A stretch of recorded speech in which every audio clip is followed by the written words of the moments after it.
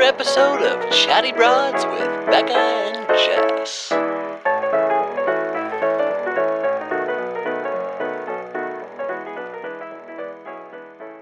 Well, Becca, here's the deal. We're about to get into, I don't know, maybe one of the wildest episodes of this show I've ever seen.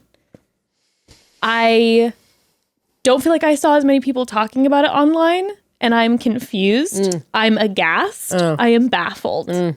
But before that, I did want to tell you something that just happened before you came, because I just have to talk to somebody about it. Tell me. Okay. Also, yes. Wait, real quick before I forget. Broads, we just recorded an episode with Eric. I don't if you've listened to the episode. Becca's best date ever. He's a great podcast guest. Fantastic. Great. Fantastic. And we just had him and his lovely girlfriend on, and that's going to come out on Tuesday. And we did relationship advice, but we also just talked about like life stuff, and it was great. Fantastic. You have to check that out on Tuesday. Anyway. So good. Please, okay, share. so before you all showed up, I ordered, some food delivery, and I say on my app, just leave it at the door. I never answer it. I don't. By the way, you had pretty insane drama with an Uber Eats person a couple months ago. I so did. I'm interested to That's hear about this. Another story. No, we don't have to get into that. We do not have to was get into that. terrifying. But I'm just wondering. I'm so curious about what you're about to say. I always say just leave it at the door. I don't answer it and like take it from the person because I get shy answering the door. So I said, leave it at the door. For some reason, Ashley started barking. So I just opened the door as this man was standing there dropping off the food. He was surprised when I opened the door. Yes.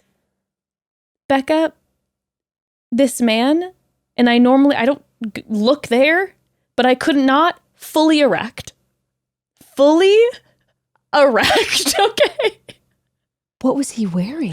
The man was wearing it almost looked like if Lululemons were jeans. They were like jeggings. So it was just, you couldn't not see what was going on. He was so startled by me. So I felt bad. It wasn't like he was being, creepy. Right. He just was probably Lord knows what in his car before dropping off my food, which is also, oh God, but then was leaving it at the door. I opened the door. We're both in shock looking at each other. He's fully erect. Okay. Wait. How quickly did you notice that he was erect? Immediately. Because I was like, what if he got hard from being surprised? Well, maybe, but I opened the door and it was just fast. right there. And it was full erection. Like no question about it. Full tent erection. It was so jarring. We both were like, oh God. He's like, sorry. He put the food down and took off. And I grabbed the food and slammed the door. And I was just like, what in God's name just happened?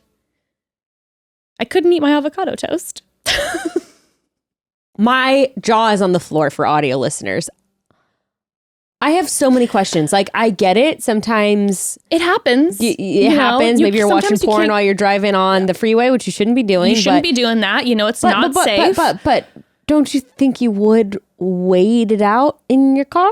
I mean, maybe he had another delivery that he had to jump to really quickly. Maybe he just couldn't control it. That's such a risk. Because also it's a bit of a walk up to your door. Yes, it is. You have to walk up. Like he maintained that, I guess. Unless the walk jostled some things in his jeggings. What? Yes. What the hell? Uh-huh. Also, I was telling my sister as I was walking up, it sounds like they're taking down the Berlin Wall across the street. Also apologies for the they're literally just wood chipping or something. They, of course, it's always ever on the day that we podcast. Always. That's only when it happens. Obviously. And they are the whatchamacallit? The cemetery. They're doing a full reconstruction with all these trees, and they're just chopping down trees. Say that they're exhuming bodies. Well, I'm saying, maybe the bodies are at rest, but you're gonna mess with the trees for real. I'm about to have 75 more spirits in my house. But the trees, it literally sounds like they're demolishing a 3-foot thick concrete wall out there. Yeah. When I was walking up, I couldn't even hear my sister on the phone. Madness. Okay, so now I'm gonna have so many more spirits in my house. Also, we had confirmation from Lee, producer slash video editor of this podcast. We love you, Lee. Shout out. that when he was in, like about a year ago, when he was in the house and we were recording in here, he had been sitting at the table and one of Ember's toys like moved across the table. So he's also seen the spiritual activity. Anywho. What the fuck? So that's just a way to start. What the fuck? A wild way to start a wild episode. I just needed to share it with you. Dude. I had to get it off my chest. I mean, that's just ew, but also, oh my God. I know. It was so many emotions. So many emotions. I was like, oh my God, no. But then also I felt bad because he wasn't trying to come up on you with his boner. No, he was very, I could tell he was very distraught and like ran away. It was an unfortunate circumstance. So, anywho, that's that. Cheers. Cheers. Wow. So, you want to get into this episode? Yeah. How was your wedding weekend, though? I just want to hear real quick. Super fun. Wedding weekend was so much fun. So fun. We had an amazing time. What did you guys do the rest of the weekend? Just chilled? Because it was like on Friday. We spent some wonderful quality time with Ember. We were just like at the beach 24/7. It was a wonderful family weekend. Yay. We had so much fun. And the wedding was amazing. It was beautiful. We danced our faces off. Definitely there were some broads there. Shout out to you, broads, who I hung out with. It was I've been great. a couple broads the last week, which is like sort of unusual. Yeah, I've been seeing a lot of broads around right? recently. Are we just going out more? Or Maybe. like, that might be what it is. because like I saw met someone at the farmer's market yesterday, and then on the weekend I was at a party and this girl was like, and I knew because she was like looking. You can always tell when someone's like looking. But also, you were on The Bachelor. Everyone always says it's chatty broads. Love That's that. the funny thing. Like everyone's always like, no one says Bachelor anymore. Well, sometimes if they're like, were you on The Bachelor? Like sometimes it's like that, you know? Sure, the bathroom question. Yeah. Washing hands. They're like, because sometimes people give a look where they're like, did we go to high school together? It's like that kind of thing. Yes. And then they're like, wait, were you on The Bachelor? Because it's been a long enough time now where they don't really remember. And I have blonde hair. But anyway, yeah, no, everyone I get now is pretty much chatty broads. Love that. Love it. Love you, broads. Anyway, okay, this episode. Okay. There is a lot to talk about with this episode. I think once again, we were saying before starting, we should break it down lady by lady. Yes, and we think we're going to save Rachel for the second half because She pretty much also was the second half of the episode. Yeah, also to save the crescendo for towards the end of this episode because oh my God. Okay. There's just so much. So much. Okay, I'm shaking. I thought I was mad last episode. Let's start with Gabby. Okay. So with Gabby, I mean, first when we start out with Gabby, we start out with the conversation with Hayden, obviously, who's talking to all the other guys at the mansion. This is one of the first things we see in the episode. Correct. Also, he was saying, okay, I was like, trying to be like, all right. I heard what he was saying of like, she was calling herself rough around the edges. And then I repeated it. I was like, okay, I can sort of see that. Still don't think it was cool. I was also thinking about the morality comment he made too, where he's like, I have the same morals as, like, I'm looking for someone with the same morals as me, where you're like, what? And speaking of morals. Yeah. Mm-hmm. Uh-huh. Yeah. Mm-hmm. When he was talking about the... I was just kind of like, okay, I'm kind of like plodding along. Like, I wasn't liking it, but I was like, maybe there's things we didn't see. Yeah, I get it. And then it took a turn. My friend. One thing that was just like, and it wasn't even like one of the most intense things that he said, but one thing where I was like, whoa, he was talking about his ex and he was like, neither of these... I don't know if he said girls or bitches in this point. Let's even just say girls. Neither of these girls can hold a candle to her. I was like, when he said that even, it wasn't even like a necessarily mean thing, but I was just like, wait, what? You're on this show. What are you talking about? What do you mean that neither of them can hold a candle to your ex? Why are you here? Also, you're on camera. You're also talking to all the other guys who are competing for them. Right. And the way that he was angled, by the way, when he made that one might have comment, been a producer one. It might have been a producer, but you're yeah. still on camera saying that.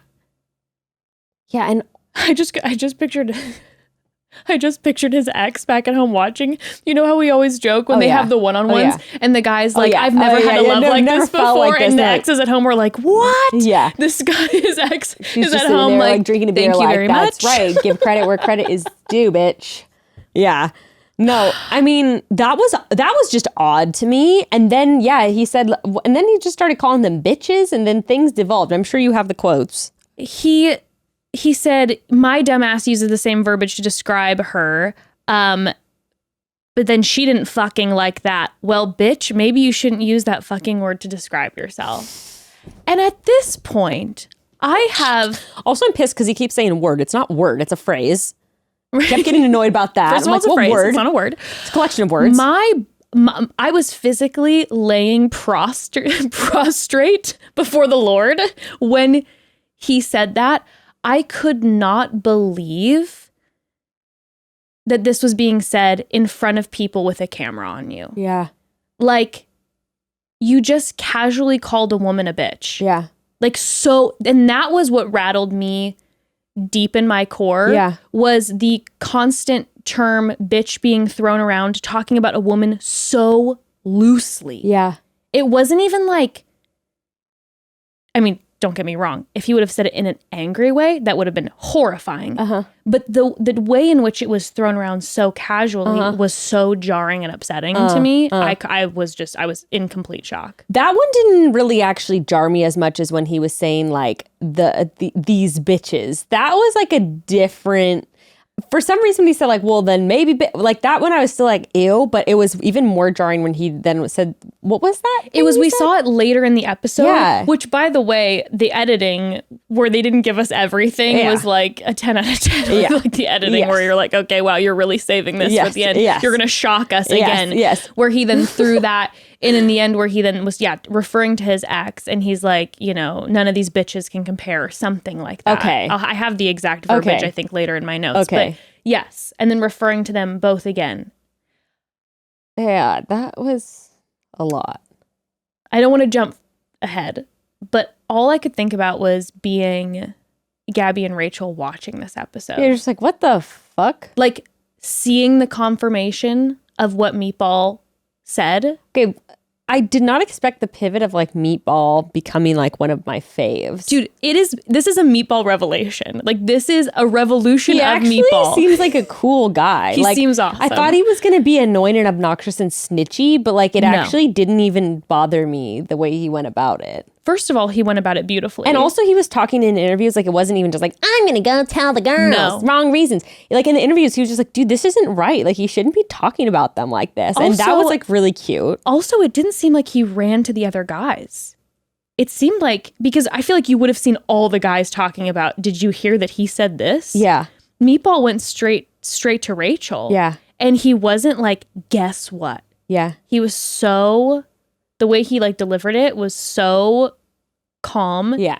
And then I felt like he was actually looking out for them, which normally I don't get that vibe. this was one of the rare examples where there is information delivered and it was pure. Also, thank goodness he delivered it, because if I would have been one of the women and found out no one told me that this guy was saying this. I was shocked more people weren't rallying against Hayden. I was kind of like that's normally something that we see, and that was a little bizarre. Like, but you know, I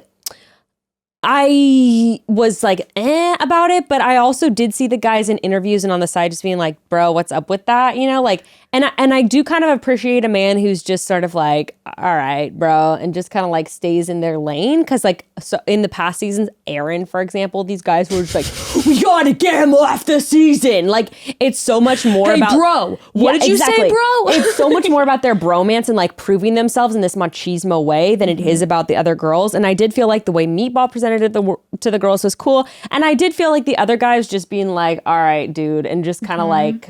Meatball is one healthy Meatball. Yeah. Also, but I thought I said something about the other guys. Like, I 1,000%. You know, I felt like they were just like, okay, you, and then just kind of like, we're like, whatever, I'm going to stay in my lane, which I did appreciate in a certain way, even though I believe that there are so many quality men on this season. Like, it is so transparent in the way that the lack of, I mean, there is a couple of these characters that are so sketch, but then like exactly like with what you're saying, the way that everything else is being handled, there's no drama. I'm not seeing bullying dynamics too, which like I said with the Aaron crew, it's always kind of like, dude, we're off 5 dudes against you, loser. Yes. Like, and that's usually pretty gross. Yes. And I don't like that. I don't get that energy. No, there's not like the house. Obviously, they've added the Team Rachel, Team Gabby dynamic. Nice work, ABC. But like the men themselves do not seem to be having like I feel like they normally tear off and they have their crews in the house. Totally. No, it doesn't seem cliquey. No. And I like that. I think it says a lot about all of them. And I don't feel like they're being overly bro-y. Like, obviously, Rachel's annoyed when they're all... But, like, I have to have things to say about that, obviously. Too, yeah. But I don't know. They don't seem overly bro-y with each other, and they don't seem, like, overly cliquey or like they're ready to attack someone. So I really like that. I fully agree. Also, I was alive when Hayden and Nate were in the kitchen. And Hayden was like, well, I just said she was rough around the edges. And Nate goes, oh, yeah, no, totally. Dude, no. But he didn't make a drama out of it and go around and tell everybody, like, guess what Hayden said. Exactly. He just said to his face, he's like, no, dude, that's not it, my guy. Like, Love that. Love that. Just being like, I could see why she was upset. And then just like going off and doing your own thing, you know? By the way, speaking of Nate, you know how you and I had this like fantasy moment a couple episodes ago where we're like, ABC better do a dual Bachelor if they're going to do Bachelorettes. Oh, yeah. And we were like, imagine if it was like, I don't know, Nate and Tino, if they became best friends. Are they besties? Well, guess what? Are they besties? Girl? Guess what, girl? I know we're not seeing it on this season, but Nate posted a photo on his Instagram of like Tino on a knee proposing, and they're like, and he asked a question to something like, you know, are we gonna run away? Something about them being like loving each other, and then Tino reposted it. My mature bromance. Can you imagine Nate and Tino? I'd love it. Oh my god. Oh my god. Might have to recap it. I know, you're like, uh-oh. So good. Gray and I were actually talking about, we're like, maybe we'll revive the Patreon just to do our live watching again. The watching like experience. Our comments are just, maybe we'll do, I would watch. Tino and Nate. Girl, it's being teed up for Tino. It's being teed up for Tino. And I feel like if Nate's not the choice and if Tino's not the choice, they're both being teed up. I would love. I love both of them. I really do. I'm obsessed with both of them. I have a lot of guys that I'm not even being like silly or dumb obsessed about. You know, like I have a lot of guys that I like on this season. Oh, truly, really like. I have to say it has made it a more enjoyable experience because like, I don't know, a lot of guys, when Gray and I are watching, we're both just like, oh, dude. Okay, so let's get into it. All right, so Hayden is being terrible. Hayden was terrible. Yes.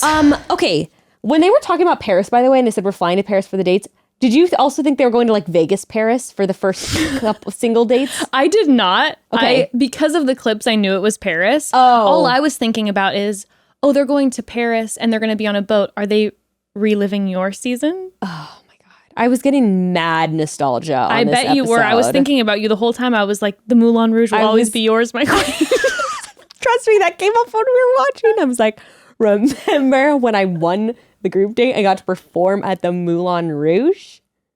I'm sorry.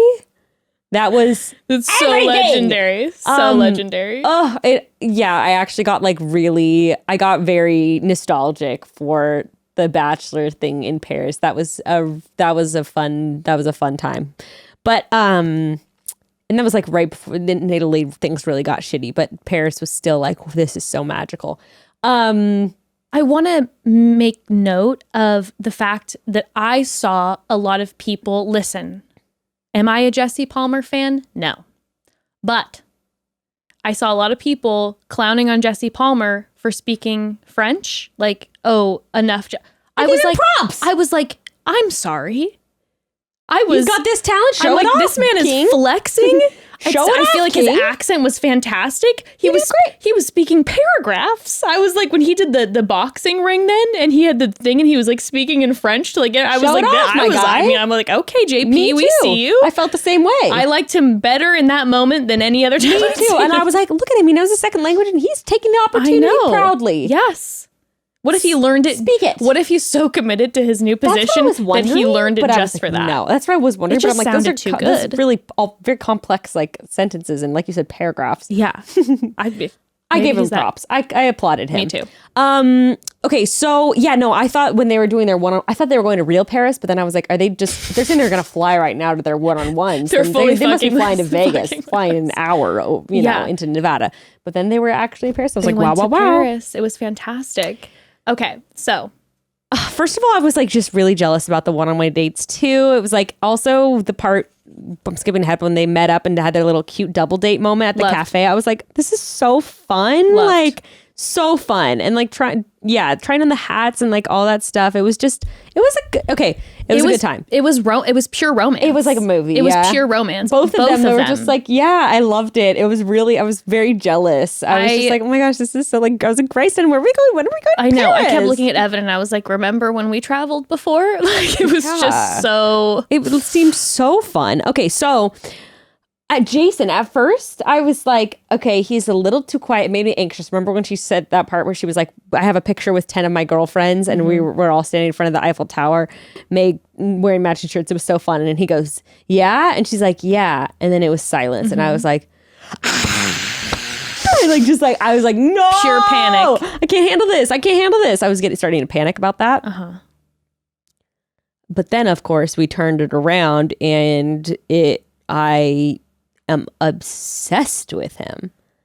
I would like to make, Jason, I don't know if you're listening, a public apology. Because the week you were gone and Evan and I recapped, I was like, both of the girls were like, I want to spend time with Jason. And I made some comment about like, he seems like he's just, I don't get it. Bland, boring. Yeah, I'm like, I don't know what's going weird. on. Like, obviously he's super attractive. But it was like, really weird at first. I just was like, I don't know. I don't get what everyone's like, why are they so into this guy? Jason? I will marry you. Please marry me. He is so sweet. Gray and I were smiling so big.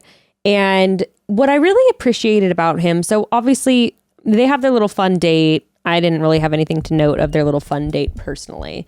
But then of course for their dinner, I just felt like, okay, I'm kind of jumping around, but I did feel like to compare to Rachel and Tino's nighttime date, I did like it. But sometimes like I was watching Tino and I really like him a lot, but sometimes like you can just see in a person's eyes, even if they're trying really hard to pay attention, that they're sort of like they're trying to pay attention. You know, I do it all the time. I'm like really trying to listen to what they're saying. I'm maybe getting a little distracted, you know, and I'm trying to be present. You're thinking about what you're going to say next a little bit. Like, I'm trying to be present. What I really appreciated about Jason is I felt like he was fully present, like listening and hanging on to like her every word, not in a annoying puppy dog way, but just like, I just felt like they were both connecting, feeling what the other person was saying, digesting it, understanding it, and just really connecting with the other person in a really genuine, pure way. He is such a beautiful human being. Yeah. Like everything about him. He's so sweet. Is just. He's so pure. Pure. And he's so like, again, at first, like his energy, you were like, what's going on? And then when you hear, he's just not a cameras in your face type of guy. I could not stop asking myself this though. How on earth did he get cast? Well, I wonder this. First of all, I would not be surprised if he was the type of guy who his friends all nominated him for. But then maybe when he was getting cast, it was so clear that he is the type of person who Rachel was looking for. Maybe in her description it was like, or sorry, Gabby, excuse me. That maybe it was so obvious that like this is the type of guy that she wants, that they cast him. I just felt like you put that man in what they do, which is an empty room with a camera, and sit him down in front of it. How did he say anything? Maybe they thought it was like a pretty face who's gonna leave night 1 or 2. Yeah, I don't know. I felt like when I was watching them that it was the universe that brought them together. It was really sweet. I felt like it was was real like, love for sure. Like you said, maybe like, you know, how is someone gets, you know, overwhelmed by all the cameras and is shy get in this situation? And I go, maybe sometimes it's just fate and they were supposed to meet. That's what I literally felt like watching it. It was like, I kept comparing it to her date with Eric, where she was obviously opening up about her mom and how, you know, we said like, okay, Eric, he listened, he didn't do it, you know, it wasn't like, oh, exactly what I would have hoped for if I was on her side, but he was there. But the way in which she was talking to Jason versus when she was talking to Eric, there was this moment. My God. It was like she was so powerful. She really trusted Jason is what it was. She felt really trusting, being vulnerable with him and opening up, and like she just felt Gray and I were saying felt super safe in that moment with him. Super safe. She was in her, like, I felt like she was in this moment. She was safe. She was in her power with him. Like, he's the type of person who he's so there and so present and was ingesting everything she was saying, really ingesting it.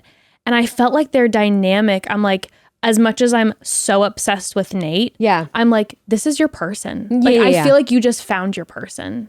Let's continue on. First, let's take a quick pause for our sponsors. Oh, yes. Yes. Thank you so much. I'm too wrapped up in Jason right now. I'm wrapped up in their love. I'm wrapped up in Jason's eyes. I can't help it. Okay, brats.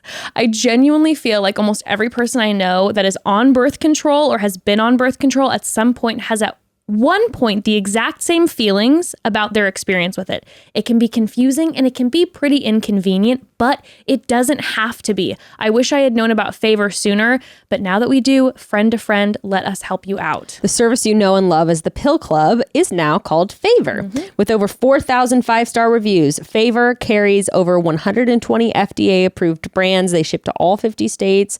Most brands of birth control are actually free with insurance or Medicaid, and otherwise prices start as low as $6.99 per pack without insurance. And Favor delivers birth control to your door for free. Comes in discreet packaging, and you get little other self-care extras. And if you want to get on birth control for the first time, the team at Favor is there to walk you through the entire process, which, like just mentioned, it can be a little confusing, but they're there for you. Or maybe you've been on the same birth control for forever, but are looking for something new. Again, the dedicated team at Favor is just a text away to give you all your options, answer any questions you may have. You're going to feel supported and cared for from start to finish. And right now, when you go to heyfavor.com/chatty, Favor is offering a $10 donation to bedsider.org for every listener who becomes a patient. Your donation will help low-income individuals get access to birth control through bedsider.org. That's HEYFAVOR.com/chatty. That's where you can get your first birth control care package, and you can also donate to help more women in need of affordable birth control. Remember, go to heyfavor.com/chatty, and you have to use that link for a donation to be made. So making your living space complete is really all about the small little finishing touches, if you ask me. Those little things that make your home extra special, that blanket you have that you cozy up on the couch with, the mug you always have your morning coffee in, the candle that reminds you of a spring afternoon. For those extra special touches, I like to go browse the Jenny Kane website. They've always got just what I'm looking for every space in my house. If you had to think of the most clean California-inspired interior style, that is Jenny Kane in a nutshell. They're all about modern textures, clean finishes, and natural materials like wood from the Pacific Northwest, sun-tanned leathers, and rustic linens, all used in classic cozy shapes that make any room feel welcoming and timeless. And from small accents that tie together any space to large furniture pieces that become the focal point, Jenny Kane really has whatever your space might need to enter into the fall season. I personally have had my eye on the Brentwood boucle chair for forever. I cannot wait until the day it is mine. Okay, it quite literally is the chair of my dreams, luxurious, chic, timeless. I could go on for forever. If you love Jenny Kane as much as we do, check out their new Jenny Kane home membership, which allows you access to insider-only perks for just $150 annually. Plus, you'll get special discounts on furniture. Get 20% off all furniture and home decor, free shipping on furniture, early product access, and much more with the JKH membership. Join jennykane.com/membership or go to jennykane.com/home to create the space you're never going to want to leave. Now that's spelled JENNIKAYNE.com/home. So yeah, I mean, Jason was incredible. Also, I mean, shout out for this conversation where he's talking about going to therapy, inner child work. I know, it's so sweet. When she brought up Hayden and she called Hayden a punk ass bitch, first of all, my heart was just on fire for her. But then when he was just listening to her and then he said, he doesn't deserve for you to open up to him. Those are his issues he's projecting on you. I'm like, yeah, I know. That was really, really sweet. Wise, beautiful. I loved the moments between them for sure. It was just really, it was just really sweet. Mm-hmm. What else is there to say about it? It was perfect. Yeah, I felt like like you. I mean, you basically already said it. Like the way she was able to open up about the situation and her mom and everything was like worlds away from Eric. It felt sort of obligatory with that, but like with him, you could tell she felt super safe, felt super seen, felt comfortable, just really opening up to him, and you could see that in return, he felt the same with her, and it was really sweet. Yeah. I don't know. People were DMing me saying something like, "Oh, I want to hear your thoughts on like Jason's monologue about like quitting tennis and stuff." I don't know. I don't know if people were like clowning on him for being random with his monologue or something. Like I'm not really sure what people were getting at with that, but like I don't know. I felt like he was just talking about his life. I didn't feel like there was literally anything weird about what he said. When he was first talking, I felt like it was a little scattered, Yeah, but sure. he's nervous, and that's what he was sharing. He was saying like, I've been so overwhelmed. I'm not isn't used that to how this. normal people talk? Like normal people, sometimes they say shit that like doesn't really make sense or like doesn't really, you're like, why are you telling me about the tennis thing? But like, that's kind of normal. I got what he was saying Yeah, too. It was just a me little too. scattered. Yeah. And yeah, I mean, monologue. The man hadn't spoken at all. What is he, Barack Obama? What are you expecting him to come out with like this perfectly worded speech? Like, I'm also like, he hasn't spoken most of the episode, so like, let him have a couple sentences. Yeah, I don't know if they were. I mean, I guess it was a monologue. I don't know if they were saying that in a bad way or like, yeah, I don't know. I got like a couple messages and I wasn't sure what the vibe with the DMs if people were sort of like, I don't know. I didn't understand that. I have nothing but love for him. Yeah. And now it all makes sense to me why the man was private up until like 3 days ago. He's, like he said, he's a private, sensitive guy. Totally. He probably is very overwhelmed with the idea of making his Instagram not private and all these people like coming into his space. I couldn't help but think though that he's so sweet, but this selfish part of me was like, oh my God, he would be really hard to bring to a party. Oh, for sure. I wonder though too, like maybe it's a camera thing. if it's a camera thing. But you know those. Yeah. I dated a guy like that who had loved him, still adore him, but sometimes he would like you bring him into party of people and he's like Right. so quiet. But That's then not a some deal breaker people for me, but like it's to be hard. like Gabby's so sparkly that it's like those parties are her moments. And he's like there to be her support. I know, but sometimes it's hard because you just feel like, you ever dated someone like that or no? No. It's kind of hard. Wait. It's kind of rough because they feel uncomfortable and you're like aware that they're uncomfortable and you are having sparkly fun, but they're uncomfortable and you're aware of that and you're kind of trying to bring them into the conversation. Yeah. No, I understand It's that. kinda I can see hard. that. I can see that. But Well, that's a small part of the love relationship, him. right? He's sweet. He's I a love sweetie. him. That was the only thing that I could bring up where I was like, oh, I think he would be hard to bring to parties. yeah. And mingle with a lot of strangers. Well, which we'll is something see. I enjoy doing. We'll see if but she is bringing him to parties. We'll see. Do you think so? Do you think he goes all the way? Yeah, I think that's her guy. You think that's her man? Yeah, I think that's her man. I think she found her man. So who do you think's her runner-up? Nate. Bachelor. Tino. Runner-up. Bachelor. Yes, that's what I think. That's what I I'm think. here for that. I'm fully here for that. I am. So Me too. Okay, so I mean, the only other am I wrong when I say the only really other thing with Gabby was her group date? Yeah, I mean her group date, and then I guess there was moments that you saw towards the end, right before the rose ceremony. And what's his name? Like they had the Italian guy. I think he's Italian. Oh, Spencer. Yeah, Spencer. They had the boxing date. She had her moments where Nate, gave the beautiful speech. I know. Yes, so wonderful. Just continues to be more wonderful. And then he's good with words. It's funny. Yeah, so good. And then they had a moment before the rose ceremony where it's all kind of overshadowed by Jason. Yeah. But that was a cute moment. Yeah, he's like, I want to see you more, whatever. That was cute. Mm-hmm. And yeah, Spencer won. So I think he got the one-on-one. He got the one-on-one, which, by the way, I feel bad for Spencer because he got about 2 minutes of screen time because of all the other drama going on. We didn't get to see him or know him at all. Much. At all. Only thing is that I don't think I wrote down, and I am just kind of jumping ahead, but who did Gabby send home? Gabby sent home Quincy and Kirk. Okay. Pastor Kirk. Which, by the way, I was dying because, some of the guys, when they get kicked off, they post their thing on Instagram, their goodbye. And a lot of the guys were like, thank you so much for this opportunity. And Kirk's made me laugh because his was, if you don't read anything further, just read this. No matter the hardships or struggles going on, God is good. He has a plan for you and a purpose for your life. Pastor Kirk. I was like, he is Pastor Kirk. We were right. Okay. Yeah, maybe Called you it are a yet football again. coach, but we're right. You are Pastor Kirk. Mm-hmm. He was a nice God, guy. we are good face readers. So good. We are really good face readers. We saw that come out.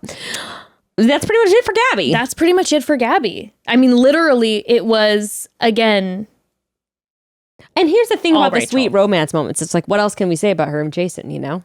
Nothing else it to was- comment on. It was sweet. it was They connected. fantastic. It was cute. I'm sure it's going to probably be a little more equal with screen time as the episodes continue.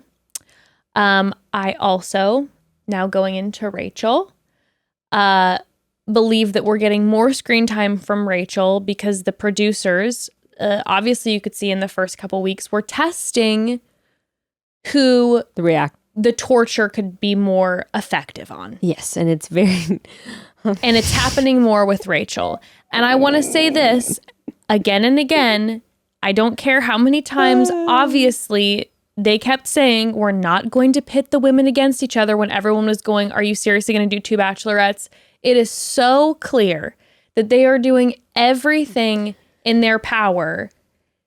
And I kind of feel, even editing wise. and now that you're saying it, like I just thought of it right now, like, yeah, I feel like it kind of sucks. I felt like it was kind of meant for like Gabby to come out like the favorite of like the 2 bachelorettes after this season. I know. And it seems sort of making her trying to make Rachel look a little ridiculous and like unhinged. Well, they're showing these ITMs of Rachel. It's kind of like a Claire Tasha moment, you know, like how Claire was kind of crazy. They kind of wanted to make her look crazy and then like send her home early. Cause I still wonder if they're still trying to like get Rachel to go home.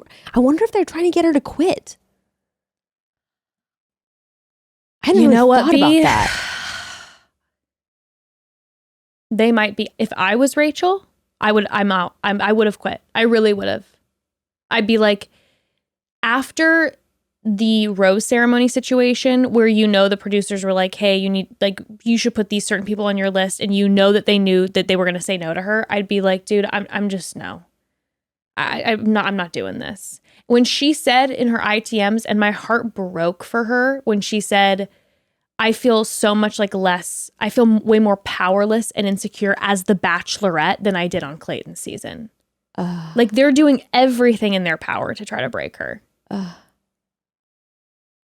Because when those men didn't come up, and we can talk about it, when those men did not go and speak to her, I mean, I'm convinced that they were encouraged not to, or didn't think they could. Yeah. No. And it was so funny to me, and I like typed this out on my Instagram story and then I deleted it because I was like, oh, this is just going to come off as mean, but I wasn't trying to make it mean towards Logan. I was like, it's kind of funny how like Logan thinks both women are into him, but Logan's literally just being used as a pawn by producers to torture Rachel. Correct. Like, it's like, wait a second. Quick question. Have we never seen on this franchise when one of the contestants is allowed to go have a private moment to tell the lead something? Do you think that it's not intentional, that they're not letting Logan have a moment, that they're forcing? 100%. I mean, they're not letting him go talk to either Gabby or Rachel to string on this. And let's be real, like Rachel might not even be that into him, might have even been considering sending him home, and they might have been like, let's keep him on. I see something in the way, you know, like I said, how producers will do it. I see something in the way that he looks at you. Like, I think there could be something there. Oh, Becca. Setting it up. Oh, Becca. Setting it up, dude. God.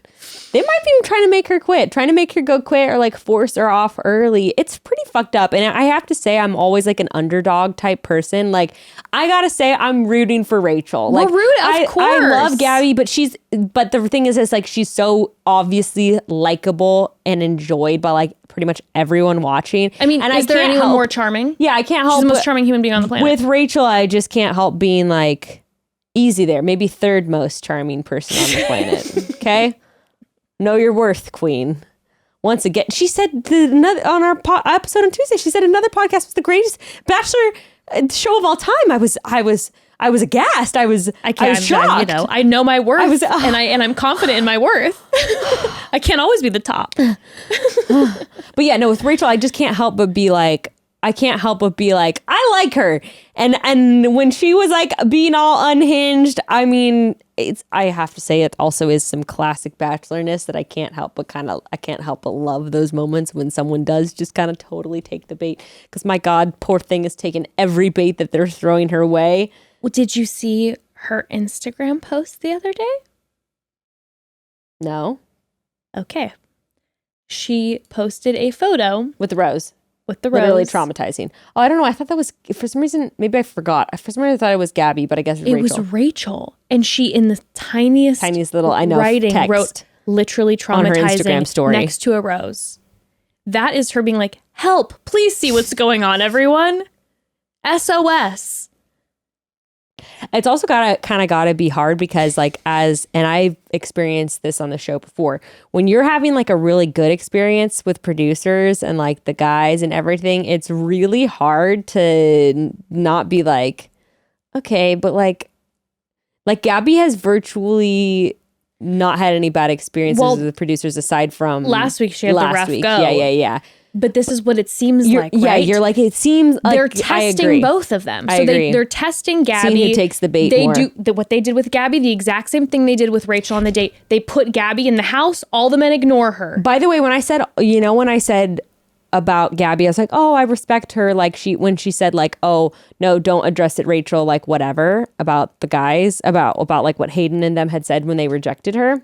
The producer's like, no, we want her to address it. Exactly. And that I think was not only a moment where I was like, oh, good for her, but that also was a defining moment for producers where they're like, whoa, she's not going to go for the drama. She's not going to confront them. She's literally just walking away to cool down to her room. That's not where TV is made, my friend. Correct. It is in the meltdowns. So they put Gabby last week in the house. None of the men acknowledge her. She's upset. She has a meltdown, right? Understandably Yeah, so. sure. But then she continues with her date with with the show. Eric, and then She gets slammed. She doesn't give any roses out on the group date after getting slammed. She also doesn't make any, like we said, no explanation with the rose. She's like, no, I'm not giving one out. So Nope. there wasn't even any drama there. And she continues on. They test it now this week with Rachel. And they tested it last week with and they Rachel tested it too. last week. Rachel was ready to go in and throw hands for Gabby. So they know that she's ready to be reactive, right? Yes. And like ready to get in there. And it's just like, so now they're like, okay, we'll do our peaceful love story over here with Gabby, and we'll just have our total meltdown reality TV moments over here with Rachel. Perfect. but don't worry, guys, because we're not pitting them against each other. Yeah.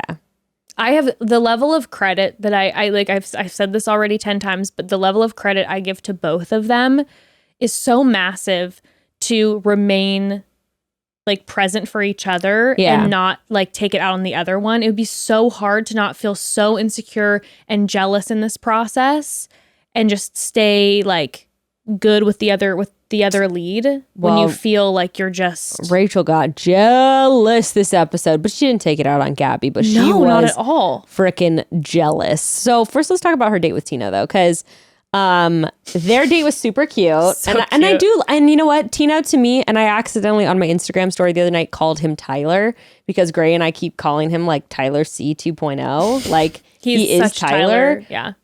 But Tyler's a freaking dingbat, dude. Like he is. Let's be real. Like he is. I really think Tino's a catch. Like Tino, I think is really just like, he's a sweetheart. You can tell he cares. He's very gentleman-like. And he has like a personality on him. I had a crush on him, but I continue to really like Tino. He's fantastic. Seems like a stand-up guy. And I have to tell you, when they were having their one-on-one in France, there was a moment where they were sitting like at a cafe together, and they kind of have this energy where like they give each other a little bit of shit and then they're quiet. And then they have pretty intense sexual chemistry. I don't know. I am still not sure about his kissing. I know. You have that about the kissing. I really, every time when they kiss, there's something in me that goes, something. And I remember I said this before and I maintain it. I think that he's not going to go all the way because I think that there is something just slightly off in their sexual chemistry. Okay. See, I feel like the kissing may be a little off. I think they both feel like super hotties towards each other. But I feel like there's that tension. Maybe that once it gets to the kissing, but like when they're looking at each other, there's like both it's hotties. like heat. It's like heat between the They're two both of them. hotties. Like, but it's different from who was the guy she was on the date with last week? Why can't I remember his name? Zach. Thank you. Wow, I would never have guessed that was his name. I did not remember it at all. But with Zach, like, I feel like there's more of that, which we actually talk about this on Tuesday's episode. I feel like there's more chemistry with Zach. Whereas with Tino and Rachel, I feel like it's two hotties. It's two hotties. Seeing each other as two hotties. yes, I see you know the hottie in you, and I you see the hottie in me. You recognize the hottie in me. That is too funny. That's what I feel like. That's what I'm picking up on. Yeah. The hottie in me recognizes the hottie in you. And what I see that as different from like Zach or with Jason and Gabby. Yes. Where there is chemistry. There is like, oh, I just kind of want to keep like, ooh, seeing where this goes. Oh, It's a yeah. little different. Like, you know, Yeah. you ever been with someone and they're like hot and like the hottie in me recognizes the hottie in you. Oh, yeah. We're going to make out, we're going to have fun, but it's not quite as intoxicating. Yes, you're not maybe, and there's maybe that safety that isn't there as much. Like we can talk about anything, and I'm comfortable talking about anything with you. Like I'm hot for you, but that's maybe kind of where it lands. You're a good person, and I'm hot for you. I think that can be confusing. Do you think Zach's her guy? I do. I think Zach's her guy too. Nate and Tino, baby. Nate and Tino. And I feel like they are setting Tino up because, by the way, beautiful church dinner for their one-on-one. You mean the gorgeous cathedral? I'm like, what is this, Do you Westminster remember Abbey? La Quinta? The freaking catering tables they had these people on. Like, oh, God. I swear, The Bachelor owes Tayshia a cathedral dinner, okay? Because those rooms. No. Oh my God. Do you remember when they put Claire on the date where they had the cardboard castle? The Romeo and Juliet one? That where I was- could have done this to the cardboard castle when it tipped over? That was VBS vibes. Like that was... They 100%. Remember how the kids came in and sang the anti-Clayton song for Alec? Those kids it's made set that up set. the VBS They did a Romeo and damn Juliet. good job. They killed it. They really did. And yeah, now they're in Westminster freaking Abbey, it was absolutely beautiful. But yeah, I really feel like they're teeing up Tino. Like he looks like a great guy. They're setting up that moment, and you're seeing these moments of her saying like, Rachel said some things that were letting on to, I don't remember exactly, and I didn't write it down, but she said some things where she was like, she was like, I wasn't sure like last week, but like, I know that I'm like supposed to be here now. And she said, I've never felt so sure of like giving someone a rose. So I really feel like they're going to build us up to be like, Tino's her man. It's going to be Tino, and they're going to do the 1-2 swap. And he's going to be, they're going to give us the old bait and switch. I thought that their conversation was fantastic. Yeah, I did too. You know, I loved the conversation where she was talking about her career and explaining that to him and like what that's looked like in her past and her fears. And then him asking like, do you want a family, or is that like a deal breaker for you? She's like, no, I want it. He's like, okay, good. Cause I want it. And then they communicated. And then when he was sharing about his parents and how they're both working parents and they were partners and made it work, I was feeling inspired. I was like, you know, we're both in relationships where it's like both parents work. And you're like, yes, the children felt seen and they were partners. This is good. It was a great conversation. Yeah, I thought it was good. And I feel like it's an important topic to be conversing about. Also it was so, and America's heart melted when he was like, is that a deal breaker about her wanting a family? And she's like, no. And he's like, well, I was just actually nervous because like that's something I really want, and like if you didn't want that too. He's so sweet. He's just a sweetie. I really like him a lot. Sweet and charming. I think they will break him as the Bachelor. Oh no, don't even say it. I do kind of see like if it was the two guys, like I do kind of feel like Tino would be the Rachel in the situation and Nate would kind of be more of the Gabby. Yeah. I pictured him as the Bachelor, and I already pictured him like Matt James with like his head in his hand being like, I don't know, just being totally racked, crying and just put through the ringer, just like, I don't know what to do. Like that's, Maybe we love Nate and Tino so much that we say don't accept the offer. Don't accept the offer. I think Nate would do really well as the Bachelor, though. I don't think he would get like broken kind of in the same way. I think they would break Tino. I think it would be kind of Colton, Matt James, hell on earth. I mean, can you think of a Bachelor, though, in the past 5 years that it hasn't been hell on earth for? No. Terrible. Clayton, hell on earth. Matt James, hell on earth. Peter? Oh, hell on earth. But Peter's got the personality where he can handle it. I do feel that way about Peter. Peter bounces back. Peter bounces back. Like, that's what I got to say about that guy. All of them have bounced. They're all, Clayton look, and Matt have been very open about like the traumatic. Yeah, but. Oh no, they have their girls. They're doing well. Yeah. But Peter, I mean, he bounced back even in that season. Let's not forget how many girls that he was with on that season. Well, he doesn't just bounce back, he just bounces. Well, we need to have Bachelor in the City. We're talking, they're going to come on the podcast. We got to have them on. It's a nightmare with his pilot schedule. I want to ask him because the rumor is that he had, I don't know if it was a psychic on their podcast, but someone was telling him on their podcast that like he will reconnect with a past relationship. And apparently he hadn't been following Kelly and he started following her again.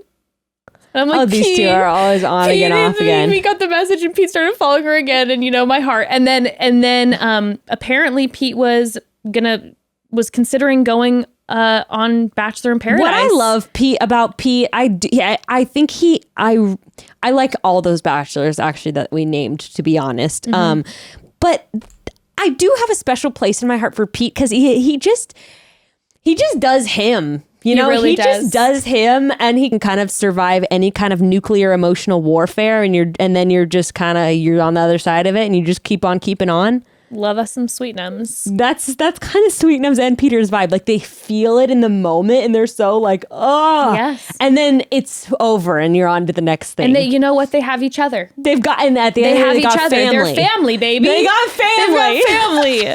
I love Pete. Love them. I love the Webbers. God. All of them. So anyway, Pete got put definitely through hell on earth, but he made it out just fine. No scorching on his part. Before him, Colton. I mean, it's been just nightmare. Nightmare after. And before Colton, Ari. Oh gosh. What a nightmare. Oh my gosh. It's too much. Okay, anyway, but they would break Tino, but I would love him, and I would love him as the Bachelor. So 1,000%. Moving along, that was a segue. We do need to do a quick pause.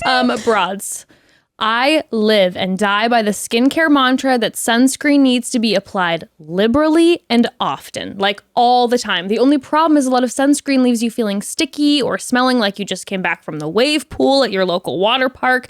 I spent years looking for the perfect everyday sunscreen that can be reapplied multiple times a day, but also does its job in protecting my skin from those harmful UV rays, and I finally found the perfect one, and of course, it's by a brand we already love so much, Native. Okay, there's a lot of reasons to love Native sunscreen, but we can start with the fact that it goes on more or less invisibly. So after it's rubbed in, you don't feel any greasy residue, no oily sheen, it's just lightweight, it's easy to blend, and it leaves a matte finish. Zero streaking.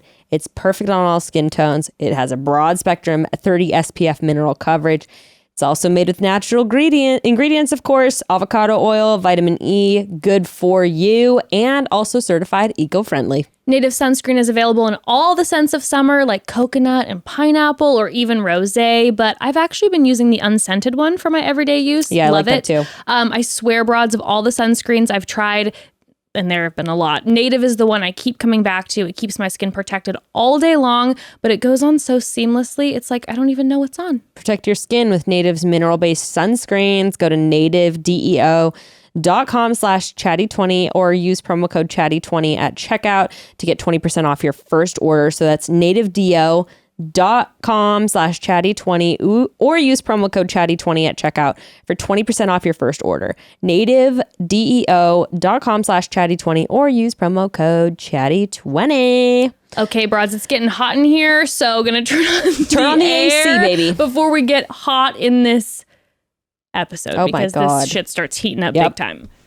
Okay, all right. So that's that. Love the date with Tino, love the date with Jason, all that. Yes, and Rachel was doing great because she had a fantastic date with Tino.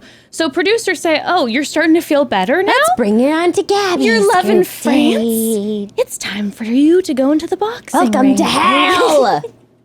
The mic drops down. Jesse Palmer. Welcome to hell. But in French, so they don't know what. No one knows what he's saying. He's like saying in French, "We're here to torture you. We're gonna chew you up and spit you out of this goddamn cruise ship." Yeah, they have no idea. They're just like, they're like, "Yay!" Everyone's clapping. Yeah. So. This was definitely a setup, right? They told the guys, no, now's not the time. No, now's not the time. It had to have been, because also when she walked in, by the way, I don't know if you saw this meme. It was making me laugh so hard. Did you see the meme? Yeah, where it says, Rachel says, none of the guys are coming and talking to me. And it says what the guys see. And it's just this bright, blinding, like, set light. That's the thing, right? So the way that they brought her in, she's brought in next to Gabby. The men are on the other side. You know that they were like, even if, okay, I'll say this. Okay. Maybe none of the guys took the initiative to go to producers and say, can I please get some one-on-one time? No, I'm sure they did, and I'm sure they said, no, now's not the time, babes. Probably. Now's not the time. Even if that, though, even if they didn't do the initiative. I mean. You know that the producers were like, okay, you guys are going to stand here, and then we'll usher you off and you're going to watch the show.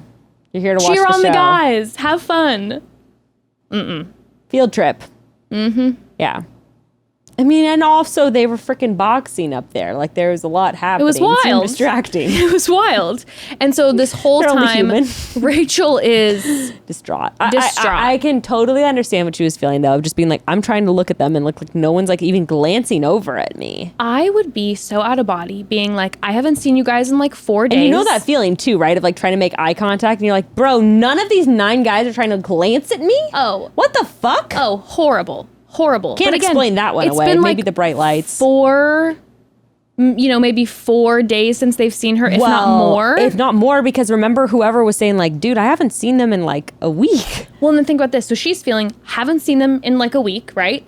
And on top of it, the last time you all saw me, you saw what I had to go through at the rose ceremony, and no one is going out of their way. And I have to listen to these men proclaim their love to sweet Gabby, my friend. It's truly horrible. Yeah, she's like, wow, I wish some of my guys would talk to me like that. I mean, I get it, girl. When she leaned in after Nate said all those things, and she looked, and she was being such a good friend, and she leaned in and she's like, it's really amazing that he notices all those little things about you. That's big. And you know her heart was just, oh my God, horrible. Being such a good friend. I know. Dude, I know. And they're showing us ITMs of her to try to make it like, I was seeing people like posting stuff like, it's not about you, Rachel. This is Gabby. It's like, okay, I understand that. But also, you're seeing a certain edit. She is being a good friend to Gabby. She's telling her this is amazing for you. But she's also struggling because she's going through all this shit. It's a nightmare. I know. A nightmare. I know. So. It's sad. So after this. Oh my God, I want to talk about sad. They decided to do this group date with her. The art of romance date. Well, but before that, what? She shows up and talks to the guys. Oh She's yeah. still in her boxing, her little Lululemon outfit. And she goes and tells the guys, like, what you did really hurt my feelings. And then didn't she just storm right out too? Yeah. And the guys are all sitting there, like, wringing their hands together. By the way... It's like she's already in a relationship with every one of them, and she's, like, pissed at all of them already. It's so funny. It's like they're already all dating. Well, and you know that, again, this had to have been... We don't see what's going on behind the scenes because, like you said, we see Zach being like, what? The last time we saw Rachel was, I guess, at the rose ceremony? And then Logan's like, well, technically tonight. And they all kind of laughed. I mean, come on. Wait, but let's now talk about their date, the art of romance date. Oh my God. By the way, the challenges they had to do, the flirting challenge, you tell someone to go up in front of everybody and flirt with someone? Can I read to you what I wrote? Yes. As they entered in? Yes. Scene. The men finally walk into a parlor room with a couple, kissing in a form that might not fully be defined as making out because it felt too dry and birdish. The men are forced to stare upon this dry lip pecking session as these two lovers seem nauseous, unfazed and unaware of their presence. Ugh. When they walked in, it was... Boris and Flora are burned into my brain for eternity. I was lucky to be writing down some things in my notes. You went to the Moulin Rouge. These men were forced to gaze upon this couple. And then be humiliated in front of the couple God. after. The flirting. Oh, I mean, come on, though. I think they also cut out some guys who did a decent job, right? Yeah, we didn't see a few of them. We didn't see Avon. We didn't see Logan. What would you have done for flirting? Not what they did. Zach grabs her.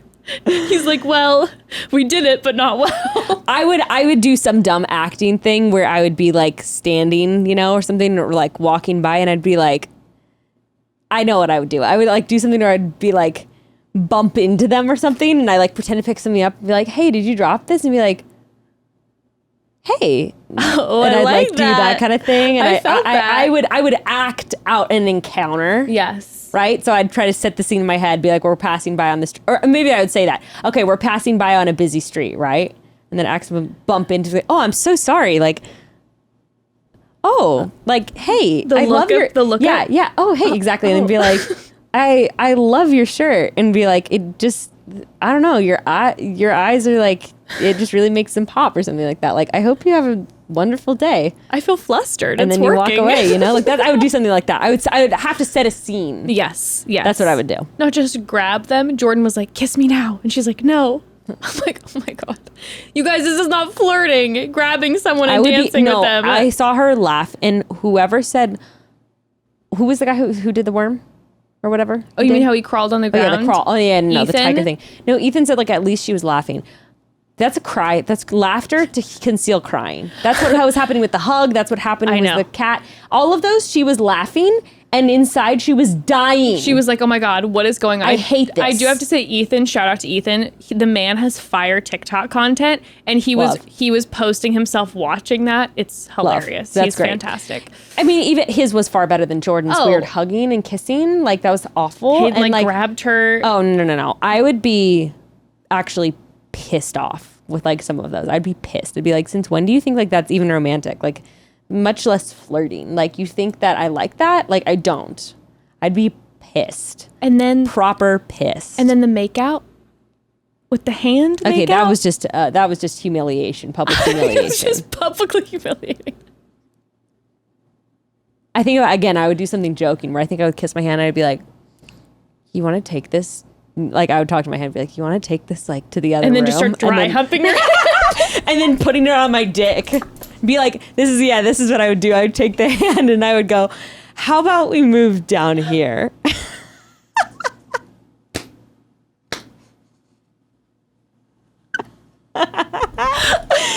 Like, just gently pushing her head down to my crotch.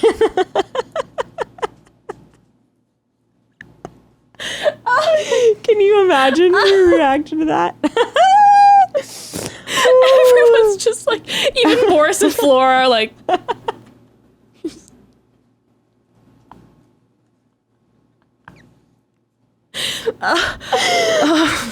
And then the armpits. I actually liked the armpit one. I kind of liked it too, because I kind of would like to smell the armpits. And again, this kind of goes back to your blind thing of like, whose pheromones am I picking up on? Yes. Who am I kind of like, ooh. Yes. And then I take off the blindfold and I'm like, I got to give them more of a chance, you know? Thought that was a good one. I didn't hate it. Now, I wouldn't want to smell random men's armpits. Also, Jess, can you imagine if you were one of the contestants? Oh. Can you imagine the anxiety? Oh, no. If I was on Ari's season and I had to go up with my armpit to his nose, like on just any random moment. Stop it. Can you imagine, Jess? I would be humiliated. This is post the flirting test and the makeout where you know you're drenched in sweat because you're so embarrassed. So you're already just dripping in sweat down there. And then you have to go bring your armpit up to their nose.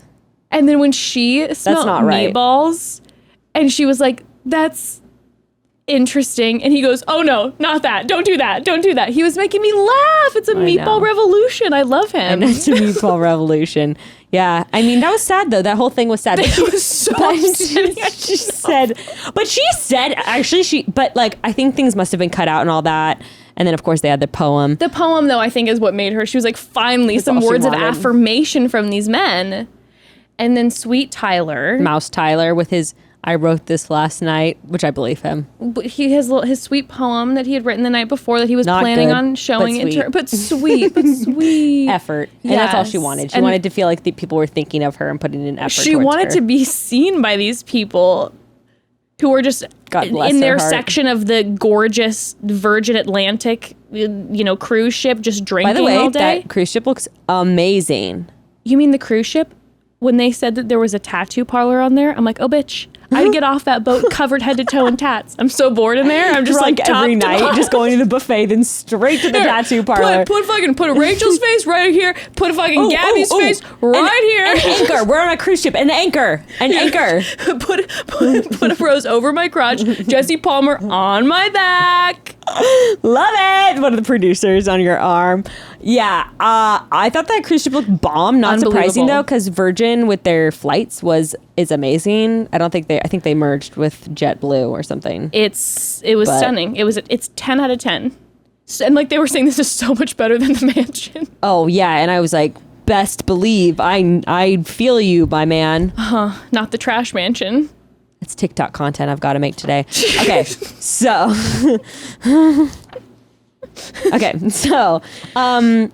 yeah, so yeah, they did their note thing, yeah, and then he came.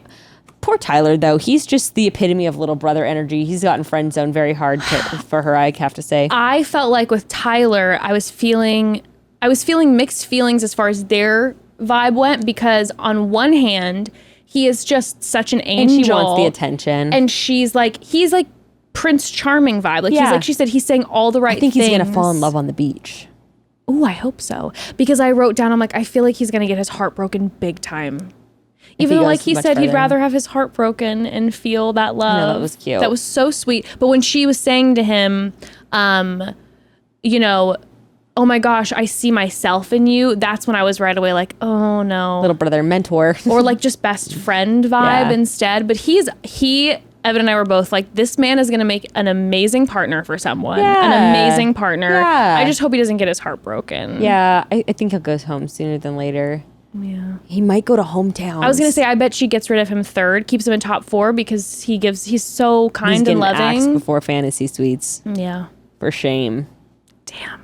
How many Hopefully are they the each down beach. to after this week? 7? Yes. 7. Yeah. Yeah, and then of course, she's going to be down 1. Oh, Is there anything else to note of the after? Well, what happens after the Tyler? But it was just Tyler. Yeah, after the in Tyler. terms of cute conversations before then hell. Logan has a chat with old JP at the bar. JP lit up like someone from the pit of hell. The way that light was hitting him, it was so ominous. It was like, I'm like, am I watching The Godfather?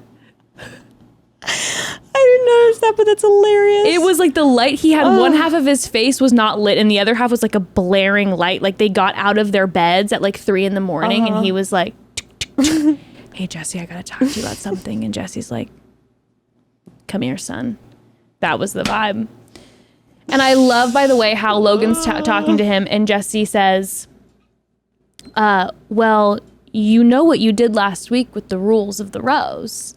You accepted the rose, which means you're with Rachel. And I'm a little bit like, do they know that though? Because seems to me as we the said last rules are week, changing every week. Yeah. So does he know Things that might really? be a little misrepresented. Uh-huh. I just, I can't believe it. And like I said, neither one of them are that into him. It doesn't seem, we haven't seen him much with either one, but it is going to absolutely destroy Rachel. Yes. What were your thoughts on it? Logan was getting a lot of heat during this episode. What are your thoughts on it? I feel neutral towards Logan. Whatever, dude. I mean, like you said, producers are going to be stopping him from having a conversation with either one until they feel like it's going to cause maximum drama. Obviously, the heart wants what it wants. They haven't had that much time with either of these women. Let's be real. They've spent max 1 hour with each. Yeah. Max, dude. They were saying they haven't seen each other since last rose ceremony, whatever. You get a snippet of time here, a snippet of time there. He hasn't had a one-on-one with each. Mm-hmm. Maximum, I'm telling you, maximum an hour with each woman, if that. That's not enough time to decide. And like you said, he saw Gabby. He got butterflies seeing her. What are you going to do? I feel like I'm going to get heat for this, but the way that I feel in this situation, do I think Logan... Okay, I'll say this. Okay. Logan is red flag city to me. Oh, okay. For sure. Not great. Okay. Red flag. Let's take him out of the equation. I don't want my bestie dating him, but let's just talk about the situation. Let's talk about the scenario. Let's just say it's another random dude. It's not Logan. This is the situation. Let's say it's Tyler. Right. Let's say it's Tyler. I just felt like it's so clear, like we were saying, that producers are not letting him have these conversations to have this drama. I do have a problem with the fact that he said that at the cocktail party he was looking forward to telling Gabby to see how she reacted and then him going from there. Oh, so I was sure, like, okay. Is this man about to ask Gabby if she's into him, and then if she says no, he's going to go back to Rachel? If that's the case, bye-bye forever, Sure. right? I also think, dude, you need to talk to Rachel and then talk to Gabby. Yes. Not his priority is talking to Gabby, not the right thing to do, dude. Yes. This is where some character shows up where you're like, nah, you gotta have the uncomfortable conversation. And so when he accepted the rose, I was like, oh, dude, you are the villain. This is now the villain. You're the villain. You just made yourself the villain. But when I felt like we kept seeing him say, I feel horrible, I'm stressed out, I think what we're seeing is it's in those words that he's not being allowed to maybe do what he wants to do. Because here's the thing. He's interested in, when you talk about accepting the rose, he's obviously interested in Gabby. Yes, we know that. He's talking to the host about it. Yes, we know that. I believe that if he would have the opportunity to speak to someone, one of the leads about this for the rose ceremony, he absolutely would. He's not being allowed to. It's going to maximize drama to have him talk and do it next week. That's the thing. I see people saying, why the heck is this guy talking to Jesse Palmer instead of Rachel? It's like, you guys, he's not being allowed. This is a reality TV show. He's not being allowed. He's being allowed to talk. Clear communication is discouraged on the show like this. There are some things that we see clearly, like actual footage of Hayden referring to the women as bitches. Oh, sure. Right? Sure. There's that type of stuff. And then there's this where you go, I got some problems with the cards he's playing, but also I think there's a big piece that we're missing. When something hinges on the opportunity for someone to even interact with someone, keep in mind the producing. That's what I'll say. Now, if they're in a conversation and they're omitting something with someone, that's a different situation. I was about to say, I'm holding my opinions on Logan until next week. Yes, me too. Because if he's going to go fake it with Rachel on some little like group date or whatever and, flirt it up with her and then go to talk to Gabby after or whatever, then that's going to seal my opinion. If we see him pulling those moves next week, then I'm gonna be like, no. But I want to wait before I get angry because I feel like there's these missing parts. Also, like you said, the man has probably talked to both of them for about 30 minutes worth of time. Oh yeah. So how is he? I mean, you're switching trying to make sides. I don't take any issue with that. And then also, I do feel like he from the top was kissing and flirting with both of them and wasn't hiding it. And then had to make a quick call. That's true. When one offered him a rose, and so you just kind of, So I'm a little bit like, I agree with that. I don't know. Okay, let's talk about Hayden. So those are that's what I'm saying. Don't fucking come for me. I don't know what he's about to do. We'll just see. I'm reserving my screen next week. Yeah. I mean, is it unflattering? Yes. Like I said. Do I hate him right now? No. We'll see what happens. What enrages me watching it was the production energy behind it, where you're trying to clearly get to make Rachel miserable. Now, let's talk about Hayden. Okay. So, rose or cocktail party. Yeah. Rachel sits down with Hayden. Yeah. And now what I'm feeling confused about is that we saw a clip of him telling the camera that his ex doesn't hold a candle, or that they don't hold the candle to his ex. He doesn't even know how any of these men would want to be with either of them. And then he's saying, I've done all these things to be here with you and made all these sacrifices to be here with you. No, sir. I'm like, huh? The math ain't mathin'. Obviously to me, when it comes to Precious Rambo, like, sad. We know how I feel, like when he was saying all these things. And of course, when we had our episode the first time and we were talking about Hayden. We had no idea about anything with Rambo and what was going on with him. And obviously, like, that fucking hits me in the chest. Recently lost my sweet dog, and it was just devastating. I couldn't help but compare it, though, to even that situation and be like, if Evan was going on The Bachelorette right now and he had just lost Boris, not to judge how different people express their grief, but I cannot imagine Evan taking up 45 minutes of his time with a girl who he's getting to know, who he doesn't know very well, who he's trying to build a connection with, showing photos of Boris and talking about Boris for 45 minutes. For me, in that whole situation, I'm like, I can't, because of course I saw people too being like, if you care so much, why would you leave Rambo? Sure. Listen, Classic. I can't judge grief in any way. If you care so much about your kid, why would you leave? Right. Yeah, I'm like, sure. I can't judge someone in any way in like how they're, you know, who knows when he signed up for this, whatever, or even him then talking so much about Rambo because he loves him so much. Well, we did say Rambo has a couple months to live. I mean, they're potentially leaving for a couple months. Yeah. But again, I'm like, I'm not even, for me, I'm like, I'm not going to go there. Yeah. And then him even talking so much about Rambo, clearly he loves this dog. Sure. And I don't want to take that grief away from anyone. But what I can gauge my opinion off of are the things that he said, which were horrific. And then after he spent a long time with Rachel, I thought Rachel was so present with him and was looking through the photos, asking questions. She closed the book when Tino walked up. And then when Tino walked up, it seems like they had had a somewhat of a lengthy conversation. Saying. They talked a long time, and look, grief about the dog aside, you are still. It seemed like the whole conversation was about him. Correct. Which that gets a little exhausting no matter what you're talking about. Correct. If someone's dominating the conversation for 30 minutes. And you're kind of like, okay, like, I understand this is important to you, but like, I am trying to get to know you right now. Right. And this isn't actually it's telling me about this thing that you're going through and your dog, but like, I'm not actually getting insight to who you are through this. 1,000%. And again, you can't help but then go back to what you heard him say at the top of the episode about why would any of the guys want to be with these. I hate saying, like, bitches, literally saying what he's saying. It makes my blood boil. He's saying that, and then he's doing this whole thing with her where then he's saying... He's wasting her time, dude. Well, and he's saying to her, well, I sure did not like the way that she was not there for me. And then is going and telling the guys how, this is very telling to me, how she just, like, doesn't care and isn't worth it. And it's like, whoa, dude. She doesn't know you, and she was present with you. And she certainly doesn't know your dog. No. And she was being kind and gracious and hearing him. Of course.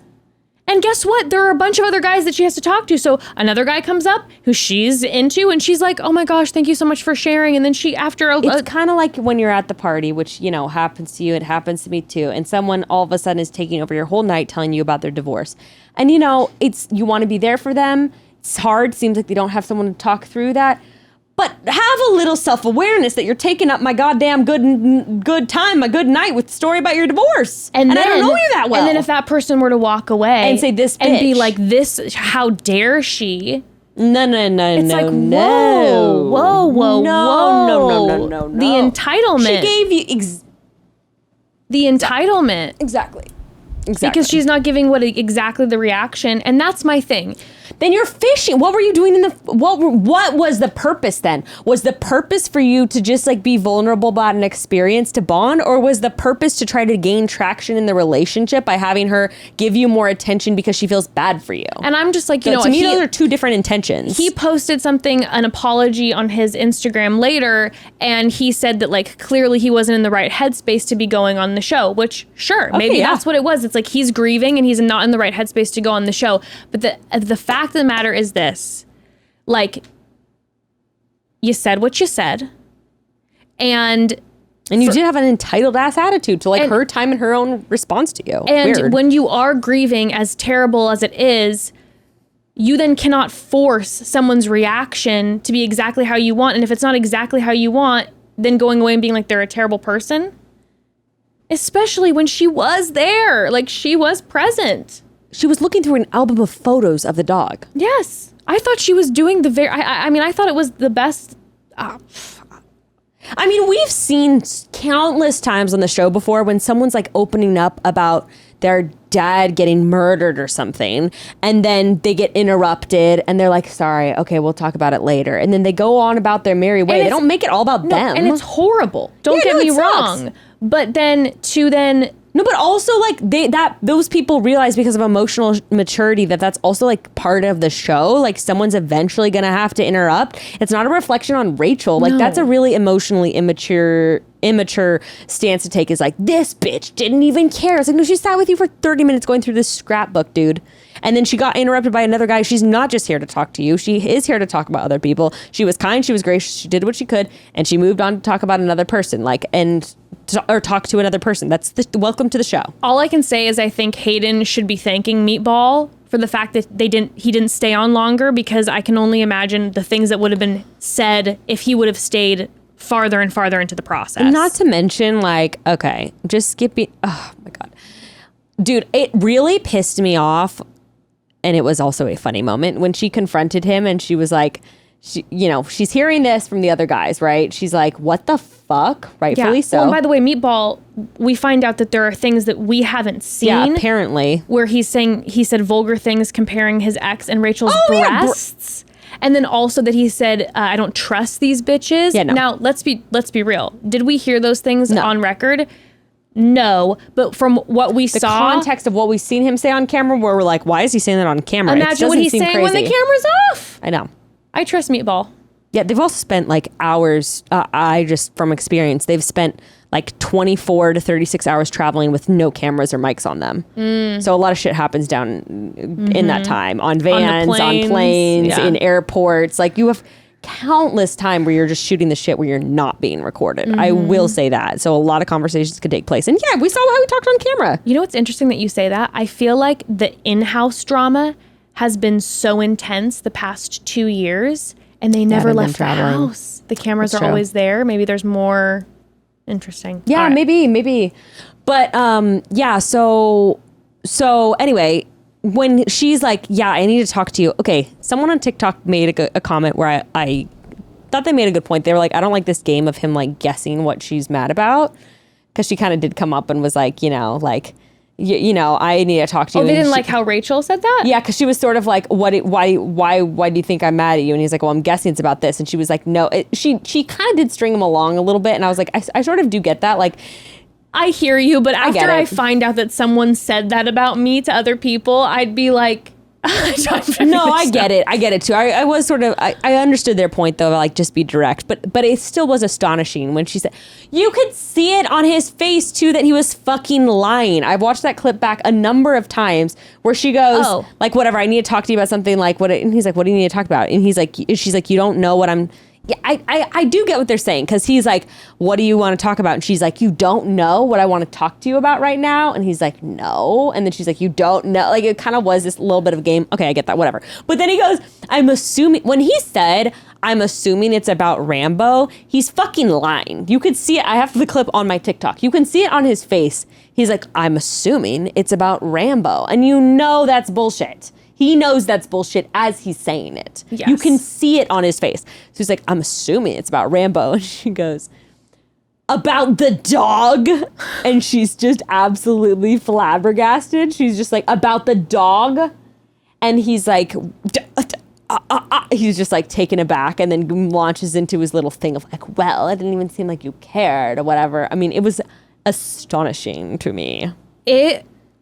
Like you said, it was so clear watching it that he was lying the whole time. And then, of course, we know when he says, I would never compare you, especially in front of the men. And you're like, my guy, we have roll the tapes. Roll the tapes. Don't do that. God, dude. If you're good, listen, bro. Like, this is the moment where then you just own up to it, because then you're just, don't double down and be like, I don't know what you're talking about. For real. Yeah, just go, you know what? It's true. I shouldn't be here. And then just like, just hit it. Look at he's got a smug look. I just want to show you this clip real quick, because he has this smug, when she goes, okay, just gonna show you.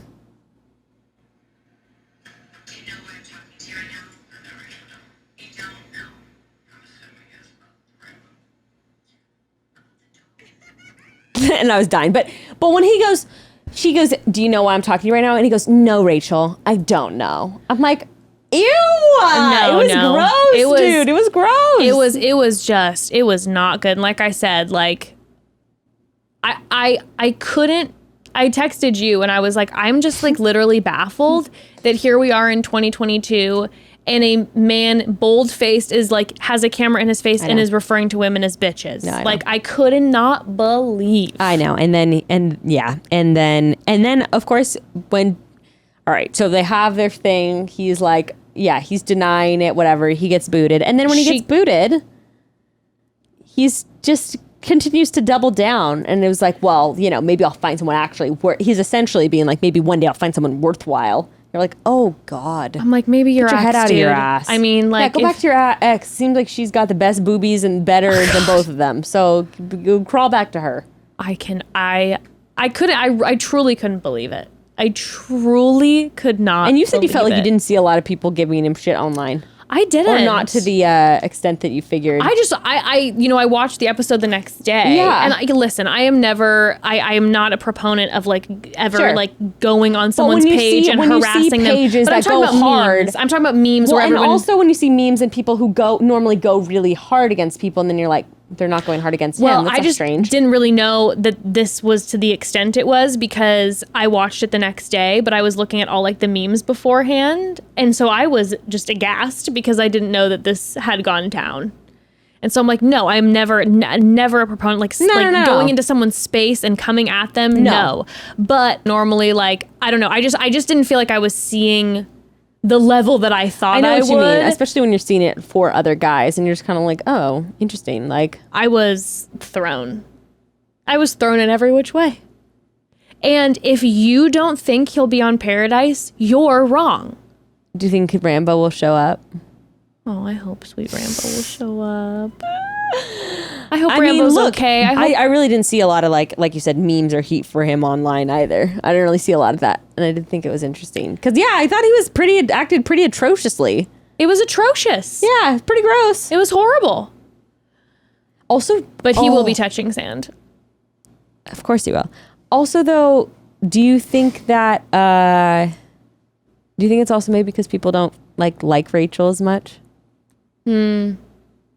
That's so terrible if that's the case. I know, but I also kind of wonder. It's just like I see everyone constantly like writing for Gabby and like and I just wonder, like, I sort of wonder what if that scenario with Hayden, like that exact scenario played out with Gabby. Because people were pretty pissed about the rough around the edges thing. That's very true. And very upset at Jacob. Right. Very upset at Jacob. And I honestly felt like both of those things didn't really compare to the stuff that Hayden said or how he acted on this episode. No.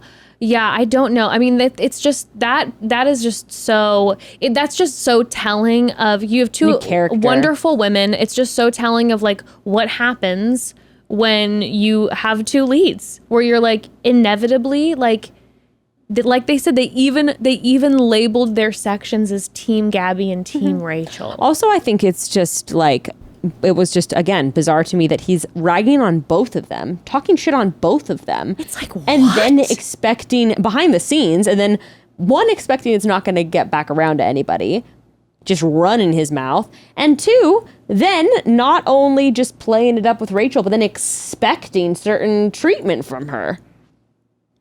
Yikes. Bye-bye. Issues with women. Bye-bye. Work through it, buddy. Work through it. You got some issues with women. I love, by the way, I don't know if you saw Gabby post. She was like, said something about like, and tagged Rachel and was just like, you're my favorite forever. I love you, blah, blah, blah. And then she's like, boys are dumb. Yeah.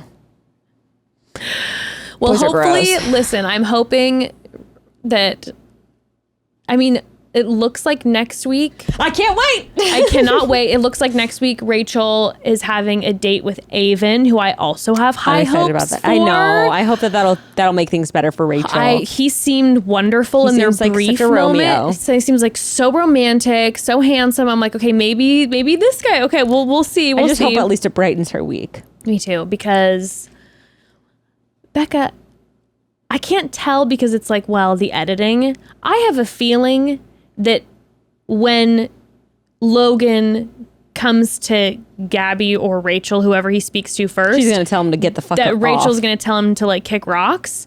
But it made it look like he was... You mean Gabby? Sorry, oh man. Yeah. So I think Gabby's going to tell him to kick rocks when he tries to then come over to her side. But it looked like they were like, oh, Logan's now on our side. I'm like, does she say you can stay? And does he then transfer to her side of the boat? Certainly possible. I just imagine Gabby being like, you hurt Rachel, out of here. Yeah. But maybe he doesn't hurt Rachel in the process. Maybe maybe he goes about it well and he talks to Rachel and he's just like, this has got to be so devastating. But like, I just really, and in which case it's like, what is she going to be like? No, you can't pursue like the other person. Like Rachel's probably going to be really hurt, but she's probably going to be like, I think ultimately like it's up to her. And like, honestly, I don't know. I mean, it could go down this way where she's like, honestly, like we haven't had a super strong connection. And like, it hurts to feel like you accepted my rose, like just to get to Gabby. But like, it's not like you and I have something. So, you know, like if she's interested in you, I give my blessing kind of thing. Like it could go down like because that. That's the only way I could see Gabby kind of being into like, it. But, sure. But I mean, that kind of like, I could see that scenario playing out. Because we see Rachel talking to Gabby and she's like, well, this is just humiliating. But she's not crying in it. I mean, like I said, I don't think either girls really give that much of a shit about Logan. Yeah. I thought at first they did. I thought he was going to be top. Yeah. But yeah, first night he looked pretty good. If he does transfer to Gabby's side, that will be drama. Yeah. I think the guys are not going to be stoked. I don't think it'll last long. No, I don't think so either. It'll be like a 1 week also might be stint. a good moment where all the guys on Rachel's side kind of rally for her, you know, where they're like, this is fucked up. And they might kind of like embrace her in that process. And she might feel a little bit better about the whole situation. I'm thinking positive.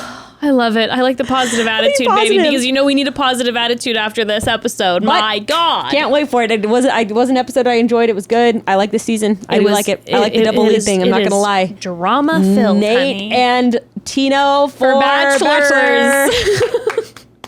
Please. Yay! All right, broads. Well, make sure to tune in for the bros tomorrow. And then on Tuesday, check out the episode with Best First Date Eric. And his girlfriend, Allie, pops in. Which is really fun. Yes, love Allie. And we'll chat soon. Chat soon.